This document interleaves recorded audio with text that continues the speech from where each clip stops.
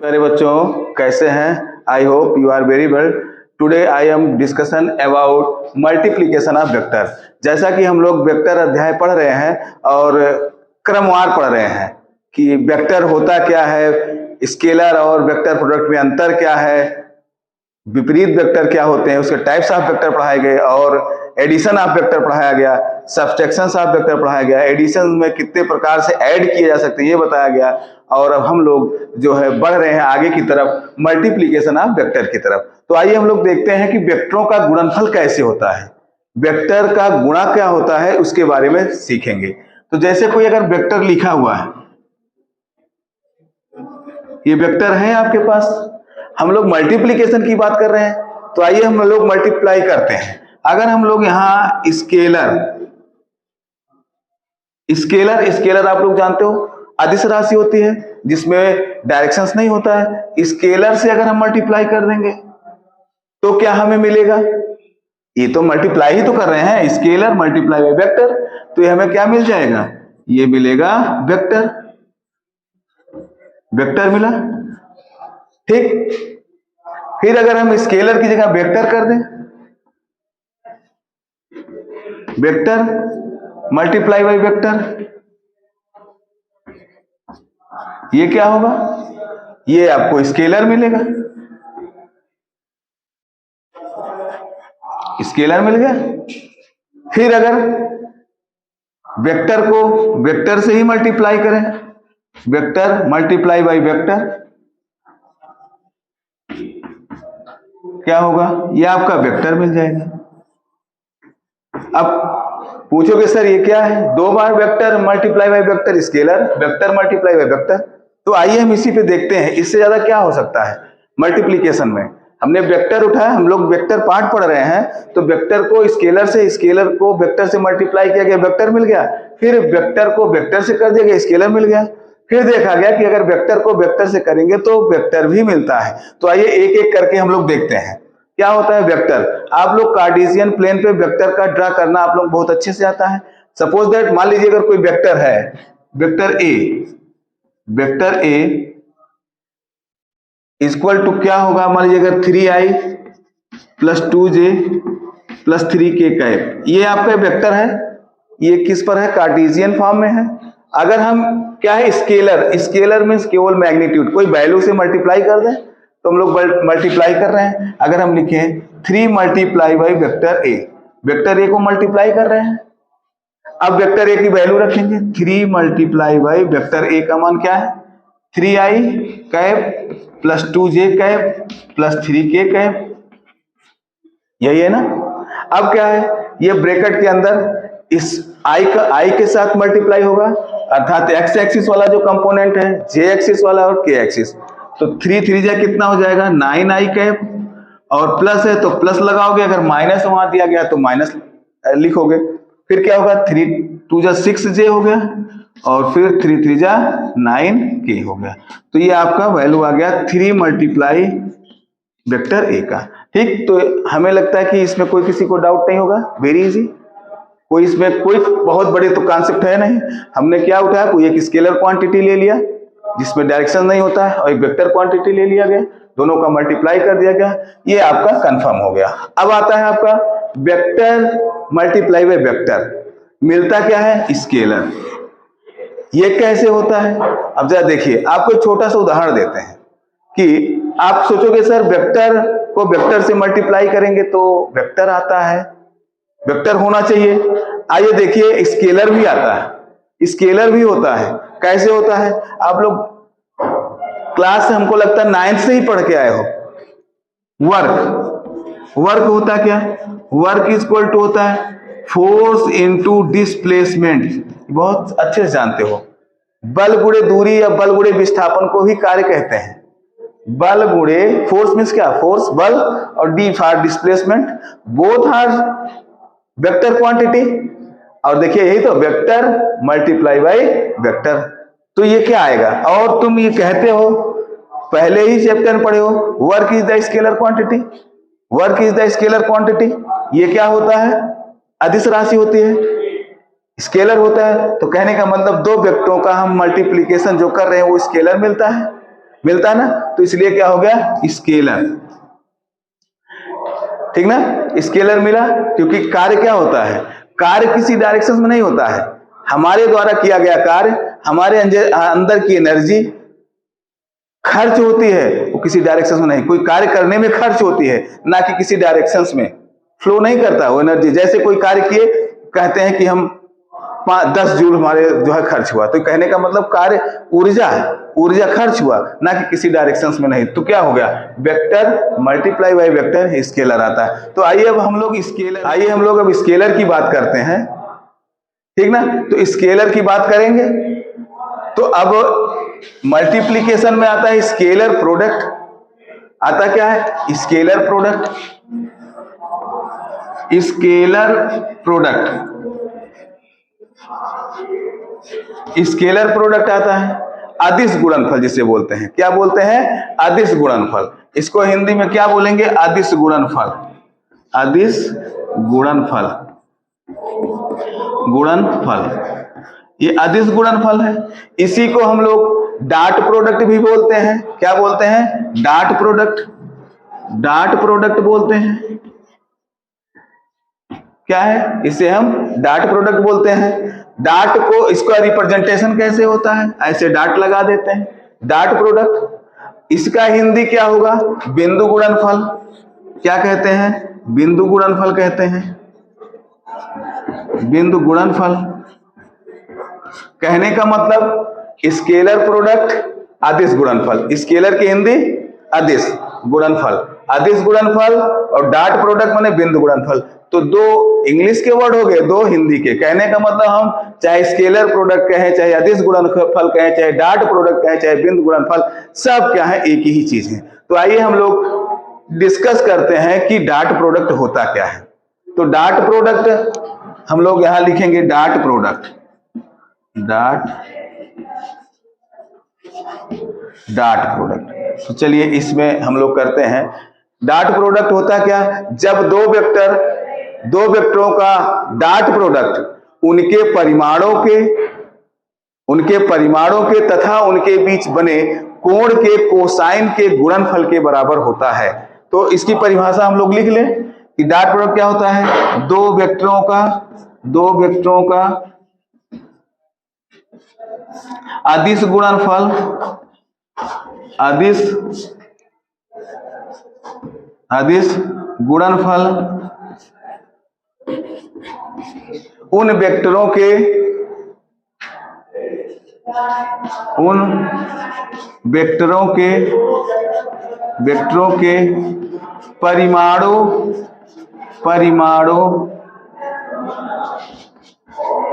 परिमाण मैग्नीट्यूड, उन वेक्टरों के परिमाणों तथा उनके बीच बने कोण, उनके बीच बने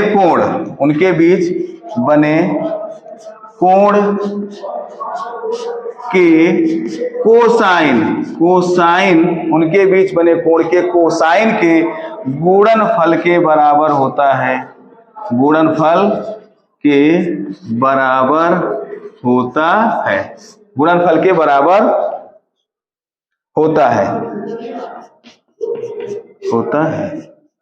तो ये क्या है, डिफिनीशन है ये डॉट प्रोडक्ट का, ये जो है हमारे स्केलर प्रोडक्ट का अदिश गुणनफल की परिभाषा है कि दो वेक्टरों का अदिश गुणनफल उन वेक्टरों के परिमाणों अर्थात उन वेक्टरों का मैग्नीट्यूड, जो मैग्नीट्यूड हम लोग निकालते हैं mod vector A, mod vector B, mod vector C, क्या है ये सब तुम्हारे क्या है, मैग्नीट्यूड है। उनके परिमाणों तथा उनके बीच बने कोण, जो दो वेक्टर दिए जाएंगे उनके बीच कोण भी दिया जाएगा, उनके बीच जो बना कोण होगा उसका कोसाइन अर्थात कॉस के गुणनफल के बराबर होता है।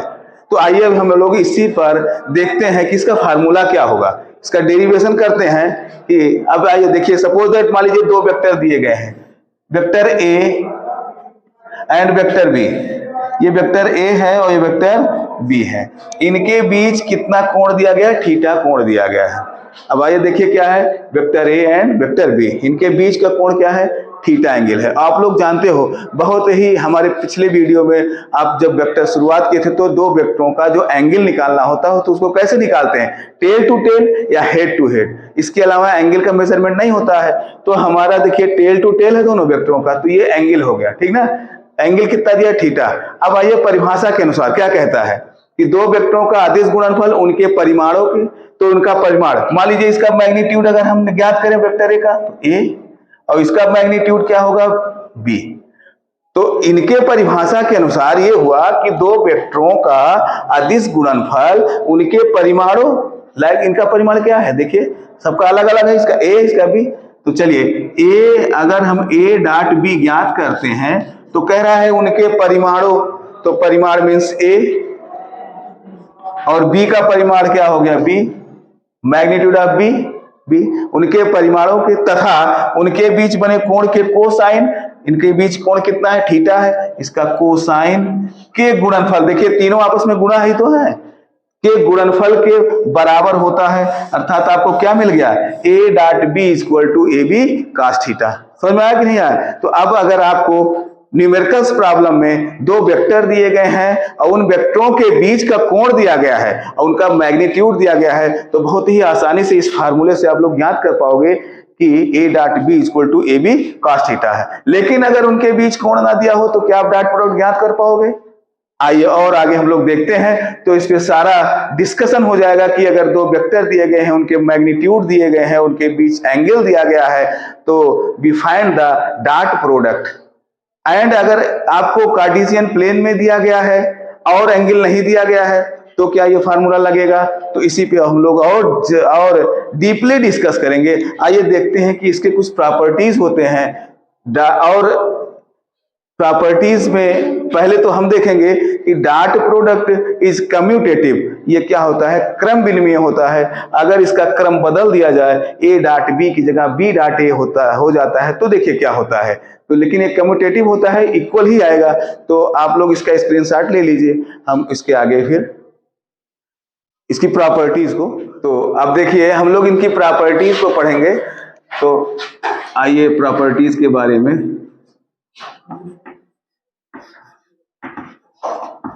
प्रॉपर्टीज के बारे में डिस्कस कर लेते हैं। तो पहली प्रॉपर्टी हम लोग ये देखेंगे कि डॉट प्रोडक्ट कम्यूटेटिव होता है। क्या होता है, डॉट प्रोडक्ट इज कम्यूटेटिव। देखिए क्या होते हैं, कम्यूटेटिव होते हैं,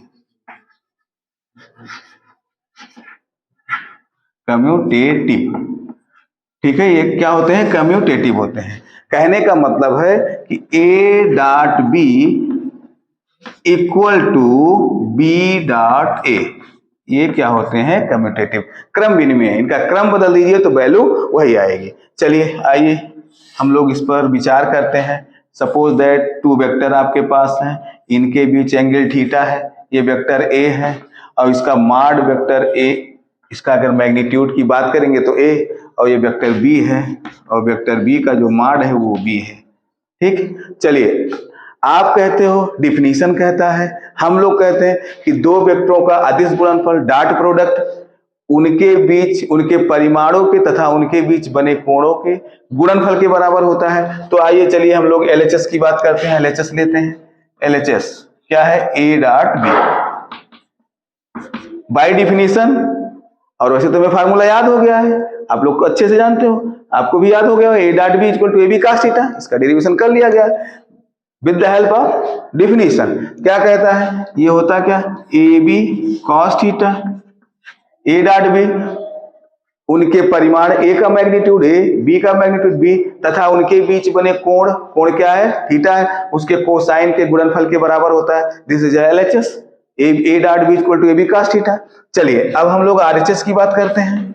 आरएचएस, आरएचएस क्या है, बी डॉट ए है, बी डॉट ए, तो बी डॉट ए, फिर वही डिफिनीशन, दो वेक्टरों का अदिश गुणनफल उनके मैग्नीट्यूड, तो बी का मैग्नीट्यूड तो बी है, बी, और ए का मैग्नीट्यूड ए, तथा उनके बीच बने कोण। अब आइए हम बी से ए को डॉट कर रहे हैं, बी से ए, देखिए ए टू बी था, अब बी टू ए है, बी डॉट ए है, इसका मतलब ये बाहर वाला कोण, ठीक ना। ये एक्सटर्नल आउटर एंगल हम लिया जाएगा। और आप लोग बहुत अच्छे से जानते हो कि एक बिंदु पर टोटल कितना बनता है, टोटल एंगल 360 डिग्री, 360 डिग्री। तो अगर ये थीटा डिग्री बना है तो इधर वाला कितना हो जाएगा, बाहर वाला 360 माइनस थीटा, ठीक ना। तो ये कोण लिया जाएगा बी डॉट ए की बात कर रहे हैं, ए डॉट बी तो थीटा था, देखिए ए डॉट बी थीटा, और बी डॉट ए तो ये बाहर वाला एंगल, यहां से यहां तक कवर किया जाएगा तो 360 माइनस थीटा। तो कहने का मतलब cos 360 माइनस थीटा, ठीक। अब आइए हमारा क्या हुआ, ये मिला बी ए cos 360 माइनस थीटा। अब थोड़ा सा हम इस पर विचार करेंगे, 360 जो हम कैसे निकालते हैं 360 माइनस थीटा।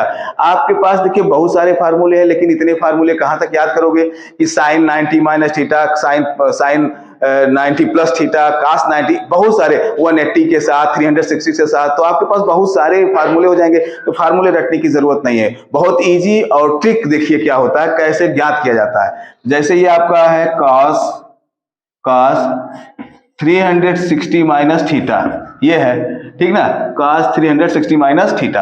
अब जरा देखिए इसको हम लिख सकते हैं cos 4 multiply by 90 minus theta, इसको इस रूप में लिख सकते हैं ना, 4 9 360 हो जाएगा, 4 9 36 होता है ना, 360 हो जाएगा। और देखिए अब हम बताए हैं बार बार हमारे वीडियो में, आप पिछले वीडियो में जाओगे तो मेजरमेंट ऑफ जो एंगल होगा हमने बताया है कि एक ही ट्रिक में, ये अगर आपका कोफिशिएंट 90 का कोफिशिएंट 90 का गुणांक जो होगा वो सम होगा तो जिसकी वैल्यू निकालते हैं वही लिख दिया जाता है। अगर ऑड होता है तो कास का साइन हो जाता है, टेन का काट होता है। अगर लेकिन ये इवन है तो इसलिए क्या हो जाएगा, ये साइन ही हो, ये क्या हो जाएगा, कास ही लिख दिया जाएगा, कास। और यहां हमने बताया कि चाहे प्लस या माइनस जो भी कुछ हो, थीटा जो रहेगा वही वैल्यू लिख दिया जाएगा, तो ये कास थीटा हो गया। इतना काम करने के बाद हम लोग देखते हैं किस क्वाड्रेंट में पड़ा। जब ये चेंज हो जाएगा तो क्वाड्रेंट की बात कर लेते हैं कि इस किस चतुर्थांश में पड़ा है।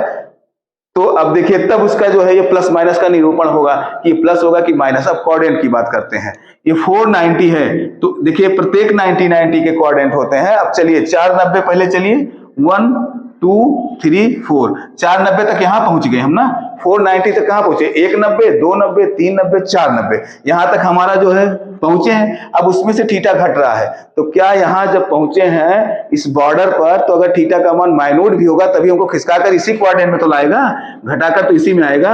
और इसमें क्या होता है, इसमें ऑल पॉजिटिव होते हैं, इसमें साइन कॉसेक होता है और इसमें टेन काट होता है, इसमें कास और सेक होता है। इसका मतलब ये पॉजिटिव होगा, कास और सेक पॉजिटिव होगा, तो ये क्या है, पॉजिटिव ही होगा। तो ये आपका मिल गया cos थीटा, तो ये हो गया आपका बी ए cos थीटा हो गया, ठीक ना। अब बी ए cos थीटा हो गया। एक चीज और आपको थोड़ा सा बता दें कि आप जानते हो, खूब मल्टीप्लाई किए हो, 2 3 जा कितना होता है, 6 होता है ना, तो क्या 3 मल्टीप्लाई बाई 2 क्या हो जाएगा, 6 ही तो आएगी। तो कहने का मतलब स्केलर क्वांटिटी आल्सो कम्यूटेटिव होता है। तो ये क्या, इस बी को हम ए बी नहीं लिख सकते हैं, बी ए है तो इसको ए बी भी तो लिखा जा सकता है, तो ए बी cos थीटा आ गया। देखिए तो ये B dot equal to B dot A क्या आया, ए बी cos थीटा। और तो हमारा एलएचएस क्या था, ए डॉट बी बराबर ए बी cos थीटा और बी डॉट ए बराबर भी ए बी cos थीटा आया। इसलिए क्या हो गया, एलएचएस बराबर आरएचएस। तो अब हम कह सकते हैं कि डॉट प्रोडक्ट दो वेक्टरों का, 2 वेक्टर्स का मल्टीप्लिकेशन डॉट प्रोडक्ट जो होगा वो also commutative. The 2 vectors dot product is the commutative. क्या होता है, वो कम्यूटेटिव होता है, क्रम भिन्न। अगर उनका क्रम भी बदल देंगे तो उनकी वैल्यू सेम आती है। तो ये आप लोग इसको देखिए विद प्रूफ भी कर दिए, आपको डिराइव भी करके बता दिए कैसे ये हो रहा है। तो आशा करते हैं कि आप जो है बहुत ही अच्छे समझ में आ गया होगा। तो ये पहली प्रॉपर्टी होगी। अब आते हैं हम लोग सेकंड प्रॉपर्टी की बात करते हैं कि अगर हम 2 वेक्टर परपेंडिकुलर, दोनों आपस में अगर लंबवत हों, एक दूसरे 90 डिग्री पर हो, तो उनका क्या डॉट प्रोडक्ट होता है।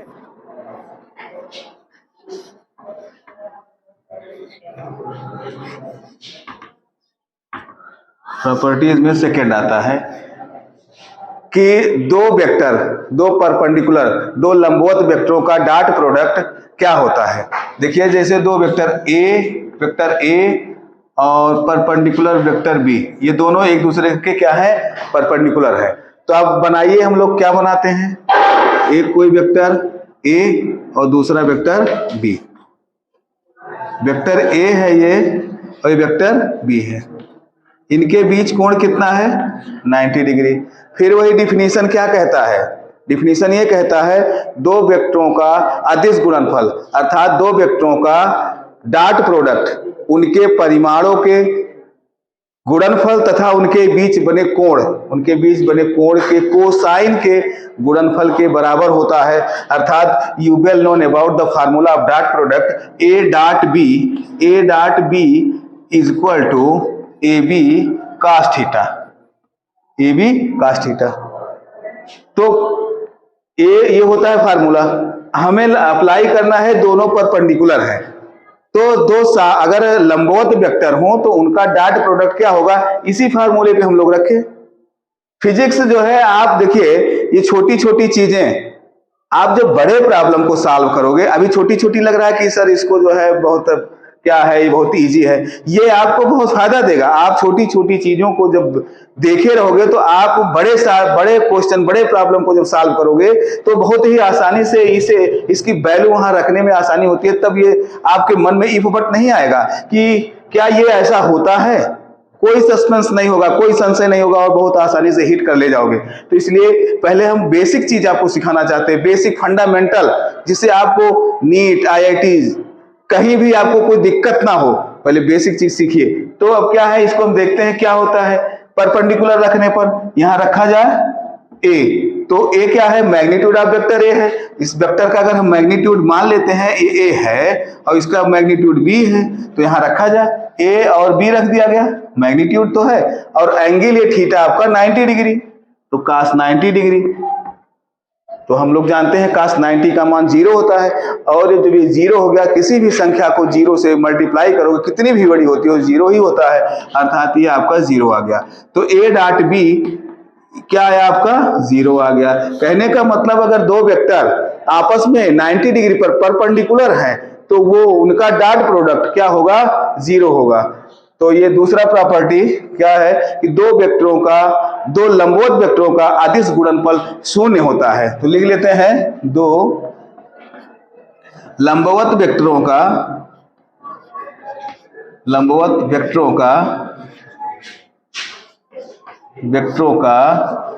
अदिश गुणनफल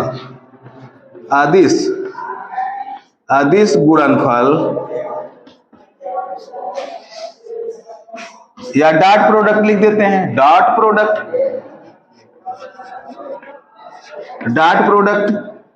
0 होता है, 0 होता है। समझ में आया? कहने का मतलब है अगर हम लोग दो लंबवत वेक्टर हैं तो उनका dot product A dot B is equal to 0। ठीक, तो हम लोग दूसरी property two perpendicular vector, the dot product of two perpendicular vector is 0। दो लंबवत वेक्टरों का डॉट प्रोडक्ट अदिश गुणनफल 0 होता है। तो आइए अब हम लोग और आगे बढ़ते हैं। हम लोग लंबवत की बात कर लिए, अब हम लोग कहते हैं दो वेक्टर अगर आपस में पैरेलल हो तो उनका डॉट प्रोडक्ट क्या होता है। चलिए देखते हैं, तीसरी प्रॉपर्टी लिखते हैं। दो वेक्टर पैरेलल का मतलब कोई वेक्टर ए है जिसका मैग्नीट्यूड ए है, कोई वेक्टर बी है जिसका मैग्नीट्यूड बी है। ये एक दूसरे के क्या है, पैरेलल है, अर्थात vector A parallel to vector B है। तो अब इनका डॉट प्रोडक्ट हम लोग निकालें तो फिर वही फार्मूला, जब दो वेक्टर दिए हों, उनका मैग्नीट्यूड दिया हो और उनके बीच आप एंगल आपको फाइंड आउट हो, तो आप बहुत ही आसानी से डॉट प्रोडक्ट लगाते हैं। वो तब की बात है जब आपको थीटा उनके बीच एंगल नहीं दिया होगा, तब कैसे करेंगे। जस्ट इसके बाद हम लोग धीरे धीरे स्टेप बाय स्टेप बढ़ रहे हैं तो उसको भी हम उस न्यूमेरिकल को भी बहुत आसानी से हल कर लेंगे। जब केवल आपको दो वेक्टर दिए जाएंगे, उनके बीच कोण नहीं पता होगा, तब उनका डॉट प्रोडक्ट कैसे निकाला जाएगा हम लोग आगे पढ़ेंगे। फिलहाल देखते हैं if both are parallel to each other, ये दोनों आपस में क्या है, पैरेलल है, तब इनका डॉट प्रोडक्ट क्या होता है। फिर वही डिफिनीशन कहता है दो वेक्टरों का डॉट प्रोडक्ट उनके परिमाणों के तो अगर हम ए डॉट बी निकालें, ए डॉट बी उनके परिमाणों के गुणनफल तथा उनके बीच बने कोण के कोसाइन के गुणनफल के बराबर होता है। तो कहने का मतलब है इनके बीच थीटा कितना है, अगर दो वेक्टर पैरेलल हैं तो उनके बीच कितना कोण बनेगा, 0 डिग्री बनेगा। आइए रखते हैं, ए का मैग्नीट्यूड ए और बी का मैग्नीट्यूड बी, और कास कोण कितना है 0 अंश, और सब लोग जानते हो कास 0 का मान एक होता है, तो ये क्या हो जाएगा a इंटू बी इंटू 1 अर्थात ए बी आ जाएगा। तो ए डॉट बी बराबर क्या आया, ए डॉट बी जब ये आपस में पैरेलल थे तो उनके परिमाणों का केवल गुणनफल ही तो आया है, तो इसको हम क्या कह सकते हैं, we can say when two parallel vector, अगर दो पैरेलल वेक्टर हैं तो its dot product is the only multiplication of magnitude itself, उनके मैग्नीट्यूड के गुणा के बराबर होगा।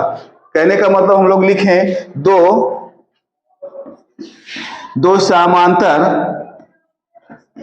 दो समांतर वेक्टरों का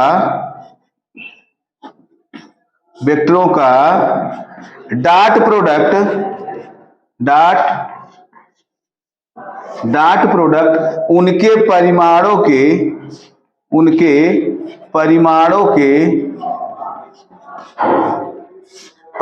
के गुणनफल के बराबर होता है, गुणनफल के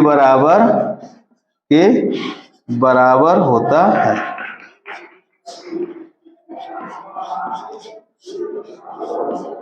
ठीक ना। तो हम कहां तक पहुंच गए कि दो लंब वेक्टरों का क्या हुआ 0 हुआ, टू पैरेलल वेक्टरों का डॉट प्रोडक्ट उनके परिमाणों के मल्टीप्लिकेशन के बराबर होता है। तो अब इसको आप लोग अच्छे से स्क्रीनशॉट ले लीजिए, नोट कर लीजिए।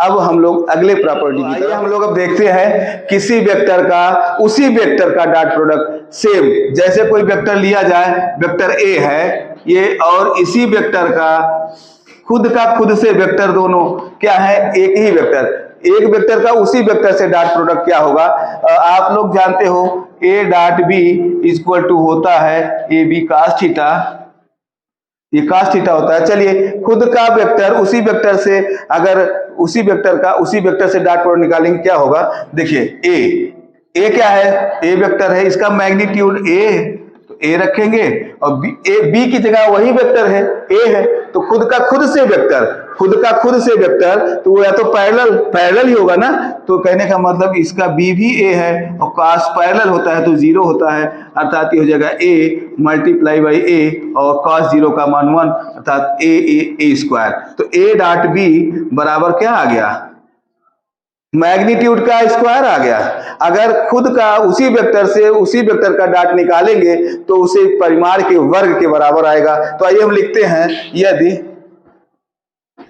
यदि किसी वेक्टर का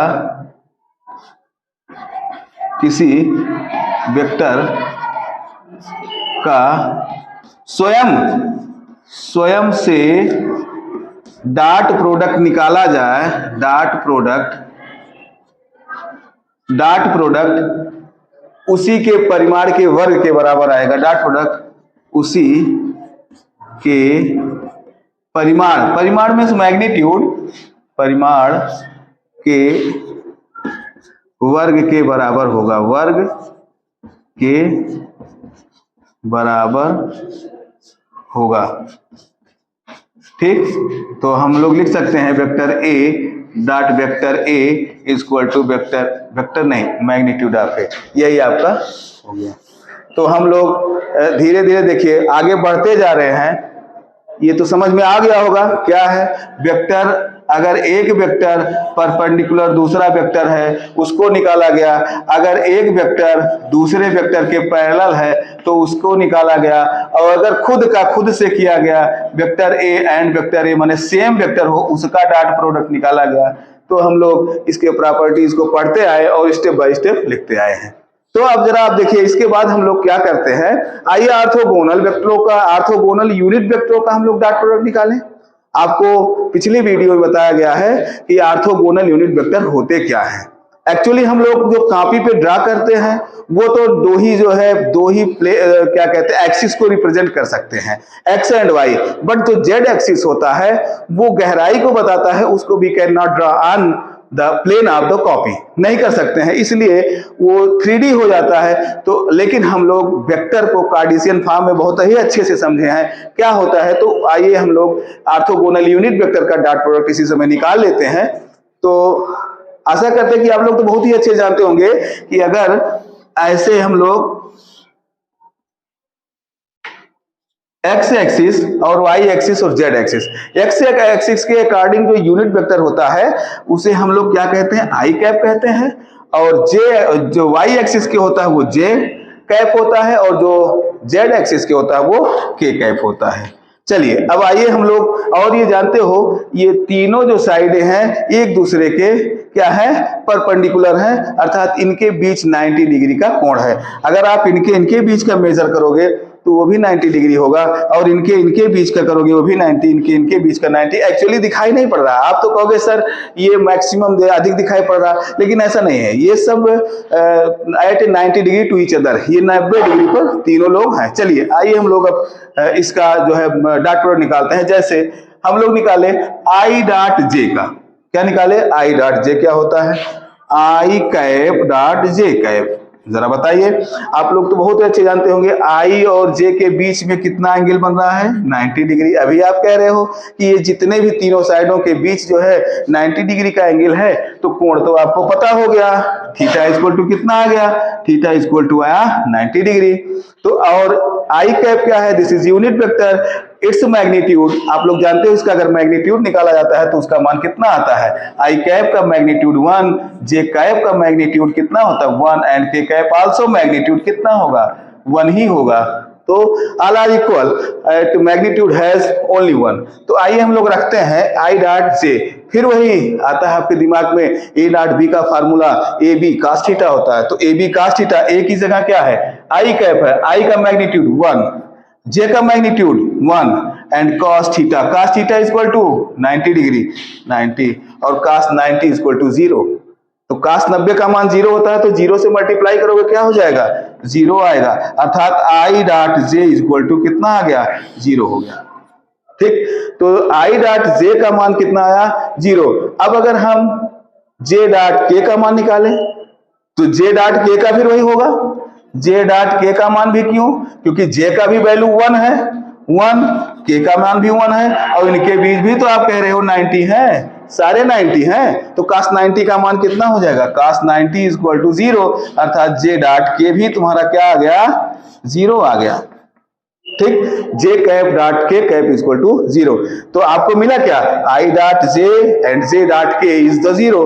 अब परहैप्स देखिए, अगर हम के डॉट फिर आई करें, के डॉट आई वाला भी देखिए क्या होगा, यहां देखिए आप लोग के डॉट आई इक्वल टू के का वैल्यू मैग्नीट्यूड, के की वैल्यू कितनी है मैग्नीट्यूड 1 है, and I equal to 1, and cos इसका भी तो 90 डिग्री हो जाएगा, ये क्या है आपस में क्या है म्यूचुअली क्या है 90 डिग्री है, तो 90 डिग्री cos 90 का मान 0, तो इसका मतलब के डॉट आई कैप का मान कितना गया 0। तो आपको मिल गया, क्या मिला कि आई डॉट जे का मान 0 आया, जे डॉट के का मान 0 आया, के डॉट आई। देखिए हम लोग क्या प्राप्त कर लिए, I dot J equal to 0 and J dot K equal to 0 and K dot I also equal to 0 आया। अब देखिए जरा एक चीज और अब इसी में लगा सकते हो, आप लोग जानते हो डॉट प्रोडक्ट इज कम्यूटेटिव।